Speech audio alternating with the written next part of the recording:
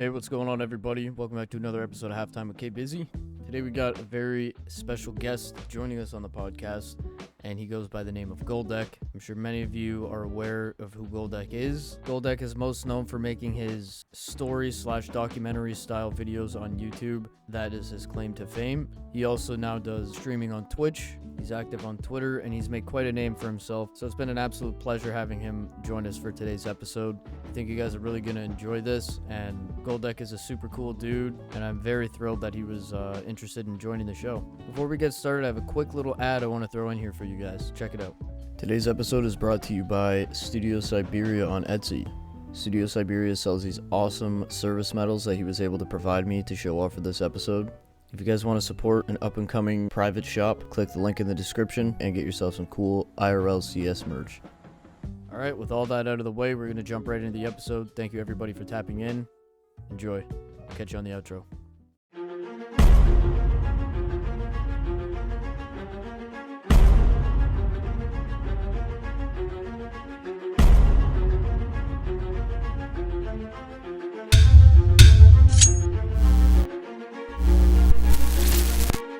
Hello, hello. Hey man, how's it going, dude? What's good? Not much, man. How you been? I've been good.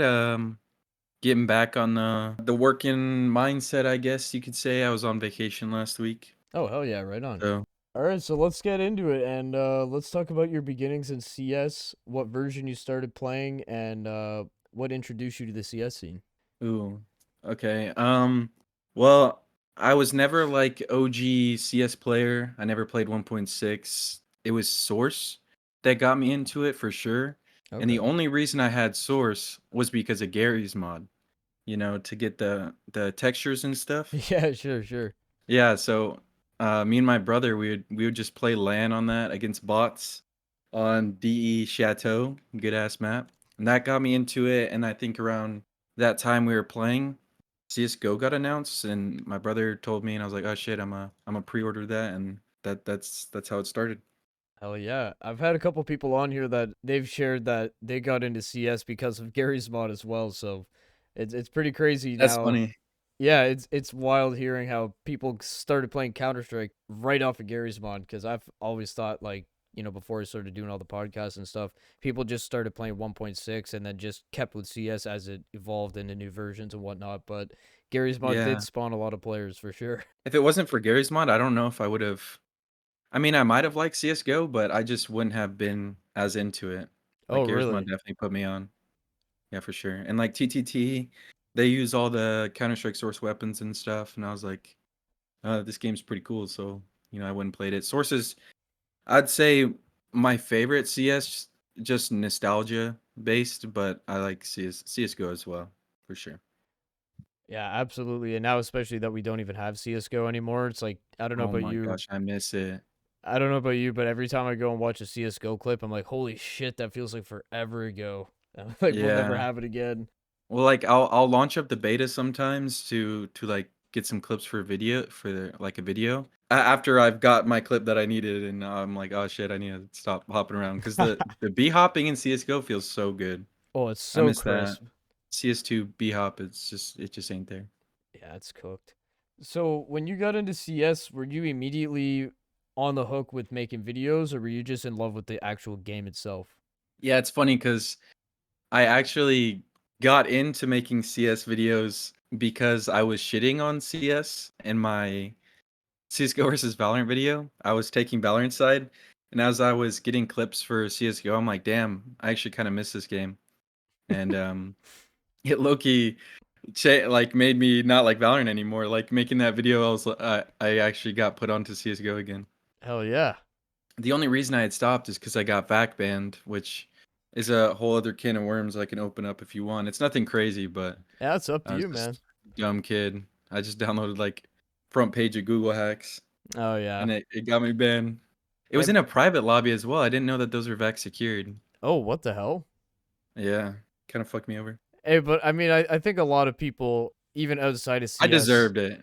I deserved it for sure. even like outside of CS, like so many kids have like Minecraft hacks and GTA 5 Yeah. money glitches and hacks and all that shit. Like, I don't know, if you're just doing it having fun offline, like Fuck it, man. That shouldn't even be back bannable as far as I'm Yeah, concerned. you have Offline. to you have to put like a launch code. I don't fucking know in like the launch settings.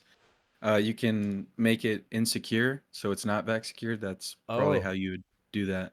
okay. But I didn't know that back then. And I lost my knife. It was a butterfly knife case hardened factory new. Oh no. But back in the day, it was like $400 compared to like the 2,200 it is now, I think. But yeah, that kind of sucked. Yeah, That's that the was probably a consequences of stinger. my own actions. So, your oldest video titled 100 Subscribers Special is 6 years old. And since the growth of your channel and your videos, you've seen astronomical numbers. As right now, you have 149,000 subs at the time of recording this episode. What has it been like for you seeing your numbers grow over the years? Was it a slow start? It, it was a very long grind. I've been making videos, like content in general, on and off since like I was probably like 12 years old. So Oh, like since like wow. 2012. That's when I first started editing, so I've got a bit of experience under my belt, but it was nothing but like fun clips and stupid edits I would do with my friends. It's always kind of been like explosive growth. It's never been it was either completely stagnant or just growing like crazy. Oh, wow. When you post a video before you got to where you're at now and you see the numbers and you're just like, what is your thoughts when you see that? Because that's got to be an amazing feeling. It's a very good feeling. I'm kind of feeling like I'm getting a bit desensitized to it now, which I need to kind of be grateful for what I have. I feel like it's almost like an imposter syndrome type because I've always been so used to getting no views. I mean, my old videos were kind of trash, so they'd get like 80 views in a month. Okay. But now it's like, damn, like I don't even have time to register the views coming in and stuff like that. But Yeah, you I'm just very got to keep grateful it for it, and moving. it does feel good. Yeah, that's awesome stuff, man. I've always found it amazing seeing other people's, contents finally hitting an algorithm and, just imagining people are just so like, oh my God, like I can't believe that this hit this number, this milestone that I set for myself. Like, it's super cool, man. Yeah. It's a pretty surreal feeling. I remember I posted my CS:GO versus Valorant, the one that's at 1.2 million, almost 1.2 million views right now. I was just making that for fun, and I posted it. I was putting effort in it though, and I posted it, and it got like 100 views in the first day, and then second day. And my friends felt bad for me. They're like, "Damn, they knew I put work into that." And then all of a sudden, it just goes crazy. I was like, "Oh my gosh, it's got 10,000 views. Oh my gosh, it's got 100,000 views. It's got 500,000." It's like, holy shit. That's so It was just, awesome. yeah. So, were you ever a fan of a specific content creator that inspired you to do this story/documentary style video concept, or was this something that you just had the idea of doing when you started taking YouTube more seriously? Um, Creators that inspired me in the CS scene. I don't know if there's one creator in particular, but it's probably like an amalgamation of everyone I'd grown up watching. But like Three Clicks Philip definitely inspired like the CS side of things. Like I love watching his videos. They're like, I don't know, some about him, just the way he makes them. I think it's him as a person, but that's kind of what inspired me to more so like in my videos I'll talk about myself a bit. Like I'll like mention something from my childhood or something like he does Sure. because I always found that interesting, like learning new things about him. So I think some people might enjoy that about my content. But other content in general, I remember before I started, I was watching a bunch of like video essays like uh Wendigoon and uh who else? There's a lot of people like Turkey Tom, like all those people. Like it's not even just gaming. It's like people in all areas, but they all kind of make the video essay type informative videos. Okay, okay. When was it that your YouTube videos were beginning to be consistent and show you that this could be a career for you one day? Oh, it's funny because I posted that CS:GO versus Valorant one, and that one blew up. And I was working. I wouldn't say a shitty job. It was probably like the first job I had that I didn't absolutely hate. It was like a delivery job. I delivered dry cleaning and stuff. There was a guy there that had worked for 20 years, and I was like, man, like I don't want to be here for 20 years. I want to do some shit with my life. Like that was the worrying part is I could see myself there for long. So I'm like, okay, that YouTube video did good. And I literally sat down in my car. I went up to like the woods and I did like a huge thinking of like, okay, I should quit my job, focus all my energy into YouTube. And if it works out, it works out. If it doesn't, I can always get another job, you know? Shit. So I even told my dad that because I'm living with my parents still, but back then that was like a big thing. They wanted me to have a job and shit and not just stay at home all day. So I'm like, Dad, if you give me 3 months, if I make it, I'll keep doing that. If I don't, I swear I'll get a job. And it worked out. Wow. Like, wow. I kind of like burn the boats. Like I don't know if you've heard that saying, but like if it didn't succeed, like the only option was to succeed, basically. You had your So eye on the I made prize. it work. Yeah, for sure. Was that ever like scary to you? Like, when you said that you had videos that did really bad and then random ones that did really good. Um, when you were uploading videos and it was like not really the greatest numbers, and at this point when you were trying to do this as a career and make it really work, when you had like the videos that weren't really grabbing numbers, was that like a holy shit kind of moment, or like were you kind of freaking out a bit about that? Ever since I locked in, my numbers haven't been bad. Like there's never a time where it's like a complete flop, but I'd been doing TikTok prior and kind of making like throughout the years, um I would get good views and then I would just have a complete flop. So when I was locked in on YouTube, I was so scared that was going to happen. Every upload, I was terrified that it was just going to do complete shit. I was going to get like 1,000 views, but it never really happened. It's still kind of a fear, but um, I don't know if that exactly will happen anytime soon. But back then, it was very scary. Yeah, I could only imagine. And I don't know, it seems like you have a great group of supporters and a great community that surrounds themselves with you. So I feel like you're going to be around for quite some time. And I want to commend I you hope big so. time for achieving that, because that's a very daring thing to just, you know, suicide your job and just go all in on your passion like that and actually make it work, man. There's not a lot of people that do that. So hats off to you for that, man.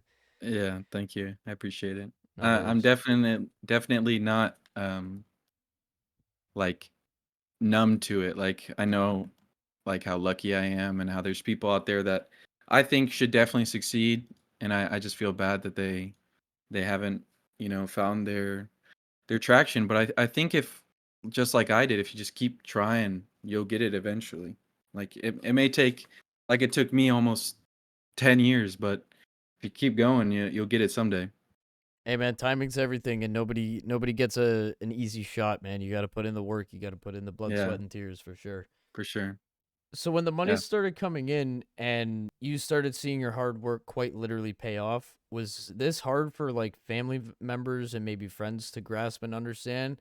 Because I know with the generational gap between, parents and kids in this kind of day and age, it probably sounds insane to parents or people who aren't really tapped into the scene. But for us, when we were younger, it's so much easier to understand. Was there ever like a combative kind of atmosphere when you were trying to say, "Oh, look, I'm going to do this for my job"? Oh yeah, for sure. My dad, he could understand it a bit more. I don't exactly know why, but my mom, she was not I wouldn't say not on board, but she's like really hoping that it did pay off because before there had been years I'd been on TikTok just making videos that got me no money. And I was grinding my ass off too. Like I would spend hours editing to make $0. So to them it Mm-hmm. was kind of like they'd heard the same story before. Okay. But this time I'd finally tried on YouTube and once they started seeing the money they understood very quickly. They're like, "Oh shit, like this is actually something that he could do." Yeah, and I mean, once you have the numbers to back it up and you have the proof right sitting right there, I mean, it's kind of hard to deny that. Yeah, for sure. They definitely came to when they saw that. But before that, yeah, they were pretty iffy, I guess you could say. Mm-hmm. And I'm sure they're on board with you now and they have your full Yeah, yeah, support. yeah. Yeah, definitely. Well, that's always good to hear. How was it building bridges with other people who have cemented their names in the CS community? Have you ever had a lot of good experiences with meeting other people and content creators? Yeah, I mean, nothing but like good experiences from the CS community. I can't really think of any negatives, to be honest. It's a surprisingly positive community for how toxic the game is. Yeah. Like the creators are very friendly. Like I don't think I've had any hating from another creator or anything cringe like that. But like the creator who really like got me started and helped me out a lot was Dima. You know Hey, Dima yeah, Wallhacks? absolutely. Shout out to Dima. Bro, yeah, shout out Dima for real. Like when I first started, he was who I was asking all the questions to. He was so happy to answer. But yeah, like he was a very good first experience with anyone in the CS community for me. Awesome news, man. And it's always so important to have, someone that you can go and talk to and like, hey, can I run something by you and get advice from, Yeah, someone who's definitely. doing this kind of thing. So that's really cool of him to do that. Yeah, he was happy to do it. Like I remember I was stuck in an agency when I first started, which is like never exactly a good idea for an upcoming creator. Like you shouldn't lock yourself to be exclusive with anybody, especially Mhm. while you're coming up. But back then it was just the money. But they gave me a clause to leave the contract for like 2 months after I joined it. Oh, And it was wow. already getting very close. It was like a week away from being the limit. And I would have had to be with them for 2 years. Oh, 2 fucking shit. years. Yeah, and I was messaging Dima. I'm like, dude, I don't know what to do. And he's like, just leave it. I was like, I did. And I'm like, thank God I asked him. Like, I'd have been so screwed if I didn't. I'm very grateful for that bit of advice. And I could imagine that, like, with an agency or something, they're looking for people that are like, smaller Yeah, creators trying to wave money in your exactly. face, but then they take full control of what you're doing and it's just not your idea anymore. It's what they want you to do. Yeah, and they want to find the up and coming because you don't exactly have a sense of worth yet because you don't know. So that's like their exact target. But I mean, they weren't bad per se, but like I'm just glad I got out while I could. It was Yeah. beneficial for me for sure. So what would you say has been your favorite and least favorite video so far out of everything that you've made?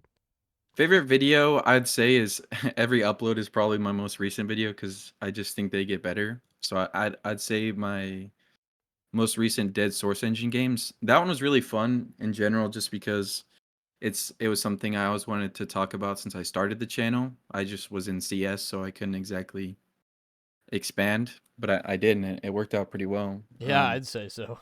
It's really well Yeah, put together like everything else. my newer videos outside of CS honestly do better than CS, and my next video is going back to CS, so I'm kind of scared that like it'll do booty, but I feel like it'll be good. It's been a lot of work, Hey but man, and like sorry to interrupt you. all good, Um all good. but what I'm just trying to say, like, once you have like your style of video, like this documentary kind of style of video, like if worst came to worst, you could just go and just do any kind of topic that you want and just apply this kind of, your kind of spin on it, and you could make a video about like an ocean or something about something random, I don't know, and you could do this kind of documentary style video, and dude, people would watch that all day long. Like you have so much creativity to play with. I do hear that a lot with like people just want to watch for me and the style of it, and that makes me happy to hear. But I'm always still worried that like I guess I don't know. I've never stuck to a style of video so long that I actually don't hate. Like I actually enjoy making these types of videos. So I am happy to be able to do that. And speaking of which, the exact videos I'm not used to doing have to be my least favorite, which are my gameplay videos. Um Okay. I have a couple of videos that are like mainly gameplay, and I just like people like them, but I just some about them I just don't like them. I think it's so like hard to control what happens in gameplay and stuff because like I'm used to writing the scripts of what I say and what I do, but when I'm doing gameplay, you can't really control Yeah, how people will play and stuff like that. So everything's kind of on the it's fly. yeah, editing those is so hard because you can't even predict what's gonna happen. So you like write the script before, hope things like you get something entertaining, but if not, you're kind of screwed. And I think it's unique too that you like the route that you took with your videos now. Like I think that kind of maybe even benefited you a little bit too because I feel like there's 100 times more people making gameplay videos, so it's Yeah, kind for of hard sure. for those kind of people to pop off and whatever. So I feel like you definitely went down the right route, and I mean, look at your numbers and everything. It's safe to say that you definitely did. Yeah. My favorite CS video, I'd say is probably the Hidden Cult in CS:GO, where I made the video about Office. I like did a deep dive into the Office community. I think I did a really good job with doing something like unique. Like that was a hella good idea. For sure. But I think I could have done it better. Like nowadays, I feel like I totally could have done better. But back in the day, I'd say that was like my magnum opus, and it didn't even do like. I mean, it did good for sure, but I feel like if I did it now and maybe paced it differently, it'd have done crazy. Very interesting idea. Yeah, absolutely. Do you ever have any encounters with creative blocks, like struggling to find a topic for a video to cover? And if you do, how do you overcome something like that? Yeah, I definitely do. I'll have times where it's like, I mean, recently I've been better, but like back in the day, I was grinding out videos, and it was more like quantity over quality. And I was like, I'm surprised I even had video ideas, but I would I wouldn't have them always, and then I'd give it like a week, and thankfully I do think of something. But like, if I was ever panicking and couldn't think of anything, I don't know what I'd do. I'd probably just maybe take a break. Could Yeah. take a vacation or something. Sometimes you need to just clear your head, and then when you come back to it, stuff just starts happening. Yeah, for sure. I had a contract with Skin Club, Oh, which was nice. it was very early on in my channel, so I was more open to taking gambling sponsors. But now with my reputation on the line, I definitely don't really want to touch those anymore. But back in the day, I signed a contract that was like 6 videos in 3 months, so I had to do 2 videos a month. And with the way my videos are, it was so much work. Like I was working myself to death. I was gonna say, dude, because your videos is not something that you can just put up overnight. That must have been an Yeah. unreal grind. I was pulling all-nighters and stuff. I would get these really bad ocular migraines where I basically go blind Oh in my my left eye. Um, Jesus.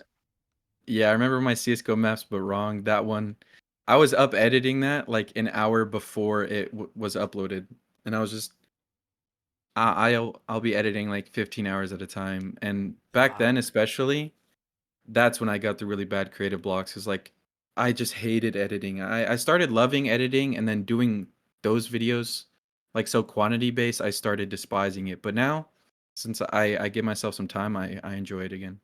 Well, that's good. Yeah, everybody needs some time, some downtime. Yeah, for That's sure. important. Like there's the grind, and then there's sometimes too much of the grind. You gotta. I think I definitely prioritize rest now, but Yeah. back in the day I should have. Like rest is very important. I feel like the grind is important, obviously. But I feel like, you have to have that balance because yeah, you gotta Yeah. really put in the work at first, but then when you get to a comfortable spot and you've made it or you're starting to make it, we'll say, then I feel like you can kind of just gear down a bit and kind of coast a little. You don't have to keep that same work ethic going because you just burn yourself out. Yeah, and then you can focus on more so like quality. I know I keep doing the quantity over quality type comparison, but or quality over quantity. But I think having more time on something definitely gives you more time to think about better stuff. Like you're like I definitely rushed videos before, and after I upload I'm like shit, I could have done that differently. Like if you just have more time, it'll be better anyways. Just don't wait too long. Don't be a perfectionist. Then it'll just never come out. So, assuming that content creating is now a full time job for you, would you say that there's a lot of pros and cons with now having to do this to keep food on your plate? Have you found a good balance with your working and living life? I'd say definitely the main problem is like it takes a very long time for me to get paid. It'll be like I'll do a sponsor, and then they may net 30 it out to a manager, so I'll have to wait a month at least for Oh, it to get jeez. paid to them. And if the manager's good enough, they'll pay me like instantly. I don't exactly prefer working through managers, but that's like kind of where I'm at this point. Mm-hmm. Um We don't have to talk about numbers, by the way, just so you know. I'm uh not. I'm not trying to ask how much you're making. no, no, it's fine. I'm fine being transparent about that. But like I mean I get paid pretty good, like enough to pay the bills and stuff. It's just like after a month I start like I've drained all the money basically or thrown it into my savings or something and I'm waiting for the next payment and if they don't pay me in time, I've had to wait for payments for like 5 months when I first started. That What sucked. the fuck? And that was like back when I wasn't making any money. Like I needed every payment. Like I think I was waiting for like I think it was like a $1,200 deal. It wasn't anything crazy through a agency. And man, that shit took like 5 months. I was even like hounding them. I was like, "Where my money? Where my money?" Every week. That's And they bullshit. finally gave it to me. And at that point, like I didn't exactly need it as much as I needed it back then. But I guess I survived, so it worked out.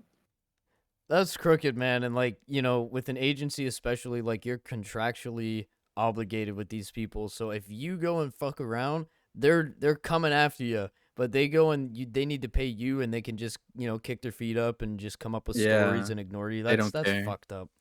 I hate that.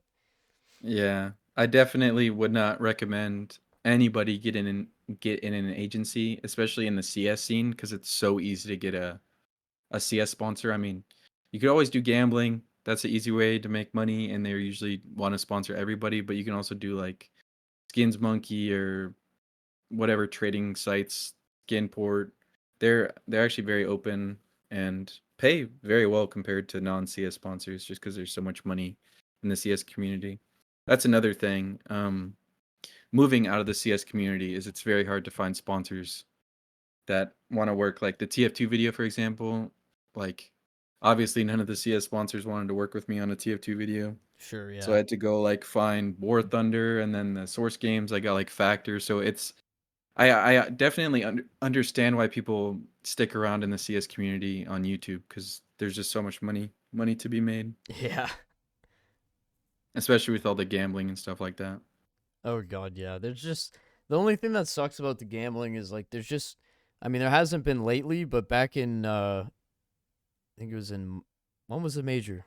I should know this. I went there. I The think it was major, I April, think it's like yeah, March. March or April. I think it was the end of March, early April kind of window. But the drama in the fucking gambling scene then it was just out of pocket. It was terrible.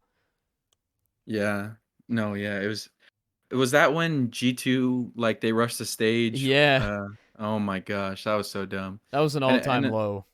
yeah, no, I feel like it's definitely gone worse, especially back in the day with like T Martin and Syndicate doing their own gambling sites that ended up just scamming people. Yeah. That's the thing about gambling sites that I realized when I was like kind of done with them is the entire time like they give good money, yeah.